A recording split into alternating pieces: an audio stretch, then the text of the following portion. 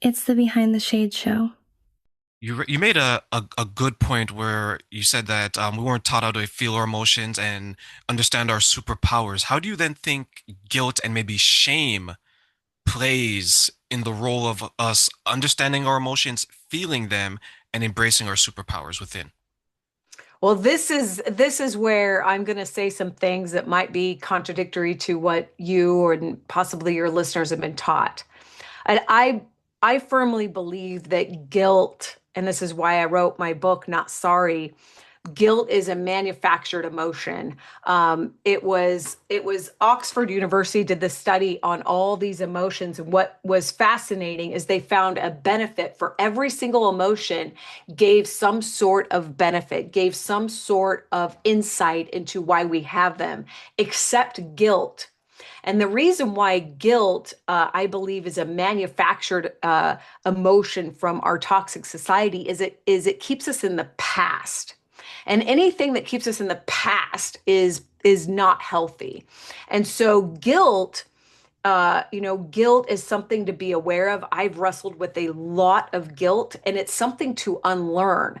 And one of the greatest gifts that my mentor, I got to give him credit, Dr. Gabor Mate, gave me was whenever you're making a decision that's between guilt and resentment. So, like, someone asks you a favor to help you with something or to go somewhere that, like I hate bowling. I will never bowl again. You're not going to see Mandy in a bowling alley. So if someone asks me, Mandy, want to go bowling? I'm like, no, I'm not going to go bowling. But let's say I might feel guilty to say no because I don't want to hurt their feelings. Or I could go bowling and hate it and be resentful. Dr. Mate says to always choose guilt, and the reason why is because resentment is poison. Resentment is what creates this cancer within us. Resentment kills. Resentment creates disease. Guilt Guilt is something that we can unlearn. Guilt is something that we can start to deprogram and unlearn and become liberated from. And so that's what I got to say on guilt. And then shame is slightly different. Shame, it's tricky because I find that shame can lead to getting stuck in guilt. Is shame is, I perceive myself as wrong or bad. Now, if I said something to you right now that hurt your feelings, and I could feel that it hurt your feelings, and it was just because I wasn't being mindful, I wasn't being aware, I might feel this sting of like, ooh, this like shame. That is good for me to feel that and to acknowledge that so I can shift my behavior and go, oh my gosh, Terrain, I want to apologize for saying what I said. That I could tell that that hurt your feelings, and I want to let you know I'm going to do better. I'll give you a very personal example. I don't use Snapchat anymore, but way back when I used Snapchat and I would snap my friends, and um, I vented to one of my friends about my sister, and I accidentally sent the Snapchat to my sister. I was like, oh my gosh, I was mortified. And my sister's a sweetheart and she did not deserve that. I felt this shame. I felt, oh, that was not good. And I apologized and I made amends to my sister. And that pain, that taught me before I speak about anybody to anyone, would it be okay for that other person to hear it? And it nipped my gossip in the bud because I really, really hurt my sister. And my sister's one of my favorite people. And so I think sometimes we bypass it or try and justify it. I think when we do something that is out of character, and it's usually been taught to us, taking that responsibility, like I take responsibility that I did that to my sister. I take that responsibility, and now I'm grateful that I went through that because it nipped a really toxic pattern in the bud. And that's the gift of feeling that sting of that shame. But swimming in guilt, that doesn't serve anybody. Yeah, guilt, as I look back on it, it does keep you in the past. And the deeper that you're in the guilt, the darker your future looks because now you can't see a way out of it. And one thing that I've observed with people who've experienced guilt is that for some people, it becomes comfortable. The reality of life without the guilt becomes uncomfortable. And it's difficult for them to maybe understand how they're going to navigate other emotions because they're just wearing it's like a jacket, right? You have the patch of guilt, and now it's bigger than the other emotions of happiness, of peace, of whatever it is you want to name them, right?